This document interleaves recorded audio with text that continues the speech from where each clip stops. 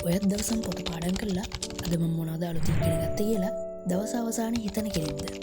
එහෙනම් මේ වීඩියෝ එක අනිවාර්යෙන් ඔයාට අවසාන වෙනකම් බලන්න කියලා ආරාධනා කරනවා. මොකද අද මම ඔයාලට කියලා දෙන්නේ පාඩම් කරාට පාඩම් කරපුව මතකෙට ඉන්නේ නැති හේතු හතරක් සහ ඒවාට විසඳුම් ගැනයි.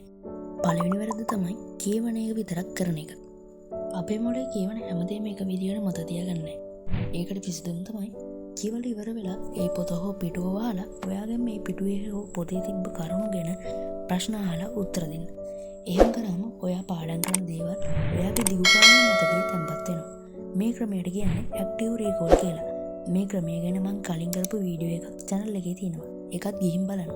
ඔයා කරන දෙවෙනි වැරද්ද තමයි පැය ගණනක් නතර නොවි පාඩම් කරන එක. ඔයත් පැය ගණනක් නතර නොවි පාඩම් කරනවා නම් ඔයාගේ මොළයට අනිවාර්යෙන් මාරම වෙසක් දැනෙනවා ඇති. මොළයටත් විවේකයක් අවශ්‍ය කරනවා. ඒකට විසඳුම තමයි පොමොඩෝරෝ ටෙක්නික් එක. මේ පොමොඩෝරෝ ටෙක්නික් එක සරලව එක්ස්ප්ලেইন කරොත් ඔයා විනාඩි 25 ඔයාගේ ෆුල් ෆෝකස් එක දීලා පාඩම් කරන්න. ඊට පස්සේ විනාඩි 5ක බ්‍රේක් එකක් ගන්න. මේක මේ නැවත නැවත රිපීට් කර කර පාඩම් කරන්න. ඒකෙන් ඔයාගේ මොළයට වෙසක් දැනෙන එක නැති වෙයි. ඔයා කරන තුන්වෙනි වැරද්ද තමයි ෆෝන් එක ළඟ තියාගෙන පාඩම් කරන එක.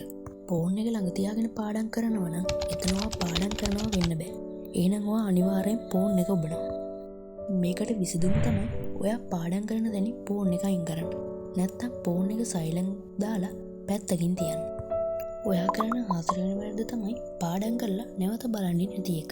ඔයා ඉස්කෝලේ නැත්තම් පන්ති ගිහිල්ලා ඇවිල්ලා එදා කරපු වැඩ ටික එදාම බලනවද? නෑ නේද? එහෙනම් මෙන්න විසඳුම. අද ඔයා යම් දෙයක් ඉගෙන ගත්තා නම් අද ඒ ටික අදම විනාඩි 10ක් අරගෙන මතක් කරන්න. ඊට පස්සේ දවස් 3කට පස්සේ සතියකට පස්සේ නැවත මතක් කරන්න. මෙහෙම කරාම ඔයා පාඩම් කරන දේවල් ඔයාගේ දිගු කාලෙ මතකයේ තැන්පත් වෙනවා. අද ඉඳන්ම මේ ටිප්ස් 4 අත්හදා බලන්න. ඔයාටම වෙනස තේරෙවි. මේ වගේ ස්ටඩි ටිප්ස් බලන්න කැමති නම් ස්මාර්ට් ස්ටඩි සිංහල channel එක subscribe කරන්න. bell icon එකත් all දාගෙන තියන්න. අපි අලුත් දවසක අලුත් ස්ටඩි වීඩියෝ එකකින් හමු වෙමු. හැමෝටම ජය.